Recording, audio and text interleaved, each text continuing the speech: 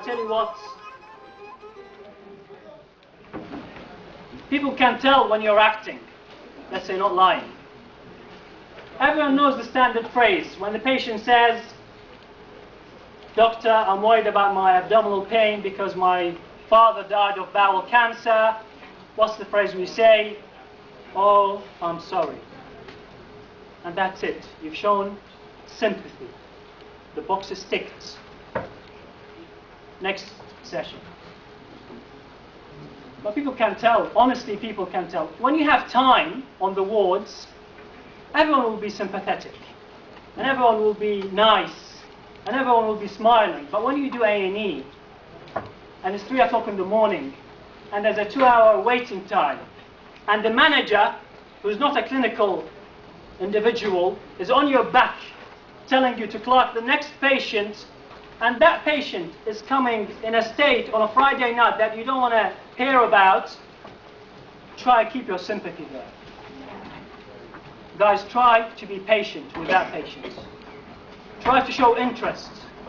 Try to show that you actually care about them, despite the way they look, or their smell, or the crap that they come with to the hospitals. Try and keep your communication skills and sympathy there. Only people who possessed that quality before they walked into the communication skills session left with it.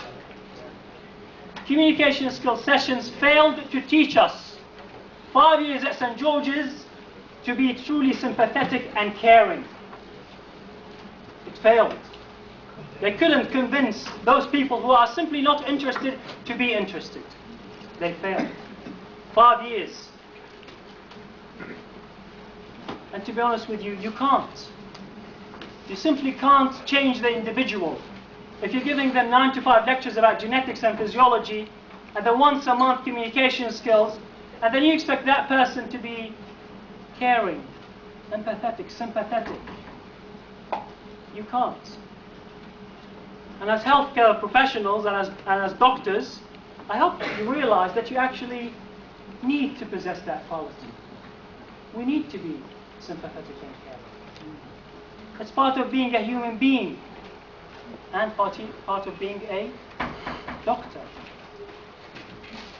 Patients won't be satisfied, and it's not all about their satisfaction, but you can tell whether that patient, when he leaves with a smile despite the little that you offer, you can tell whether you've changed his life, he had an impact.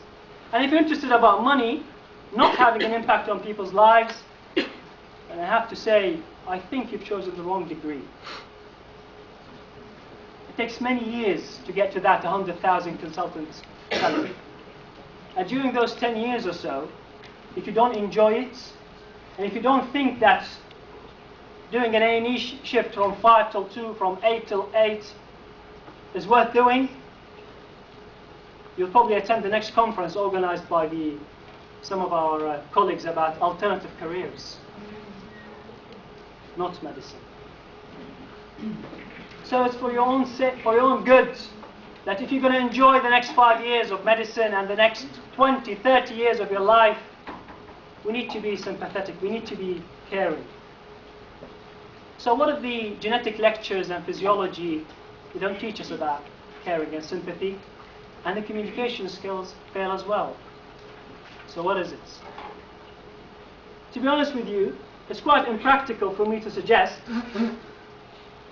that George's should include in his teaching modules lectures about ethics in the way of morals. It's impractical. Most of the time, these topics are somehow linked to religion. And it's impractical and politically incorrect to talk about religion in these lecture theatres, to people of different religious backgrounds and to those who don't hold religion. Now, we all appreciate that as human beings, we have a minimum of good nature within us. It's in our instinct to be good. However, let me tell you, ladies and gentlemen, if you do not feed that instinct, that good nature, it won't flourish. It won't flourish. so, not the technical lectures, not the communication skills. We can't put lectures about morals. So what do? I think it's up to us, students, student union, student societies, to spend the next 5 years while at George's raising awareness, bringing these topics of morals and good values, charity, oppression, justice, others, not just us, others outside Great Britain. These topics, to raise awareness about them, to have programs about them, is the only way that medical students at St. George's, University of London, will graduate after 5 years having some sympathy and self-caring within them. And I think people from different religions, as evidenced today, can get together to share these common values. Please don't shy away from religion. Don't run away. This trend in the 20th century and 21st century of us running away from religion because we think religion is about judging others. It's about discriminating against others. It's about getting into one bubble and leaving the rest. Don't think about religion like that. Religions have common values. I don't really care, honestly, I don't really care if you pray or not for the Muslims amongst you. Because simply, the only loser is the one who does not taste the sweetness of the prayer. I don't lose, but I do care if you, as a member of this society, being a Muslim or not a Muslim, do not have that sympathy within you. Not praying, not fasting, it's up to you. You lose. Or not caring, others will lose. And I care about others. Forgive me. I do care.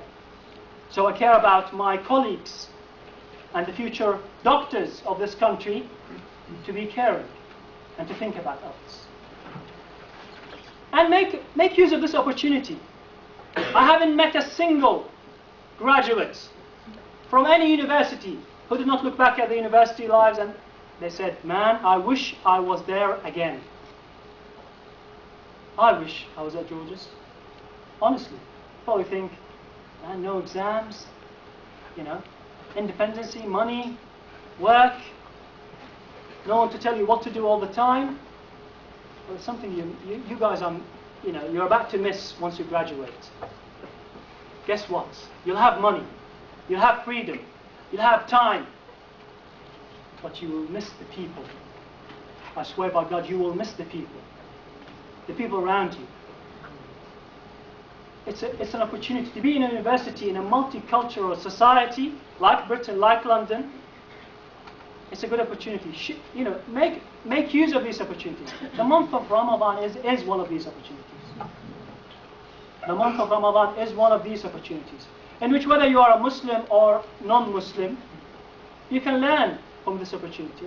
Ramadan and fasting has got two aspects. Individual aspect and the social aspect.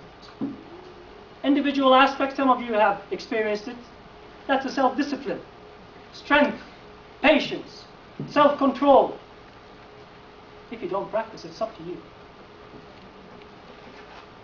The other, more important aspect, and I remind the Muslims amongst you, that in the prayers on the nights of Ramadan,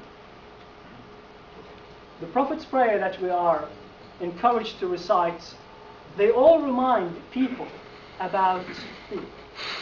About orphans, about the poor, about the needy, about others who need help, about prisoners, about war captives, others. So, if you're in the month of Ramadan, and if you have Muslim friends around you, or even if you're a Muslim yourself and you haven't experienced that, make use of that opportunity. Get the individual level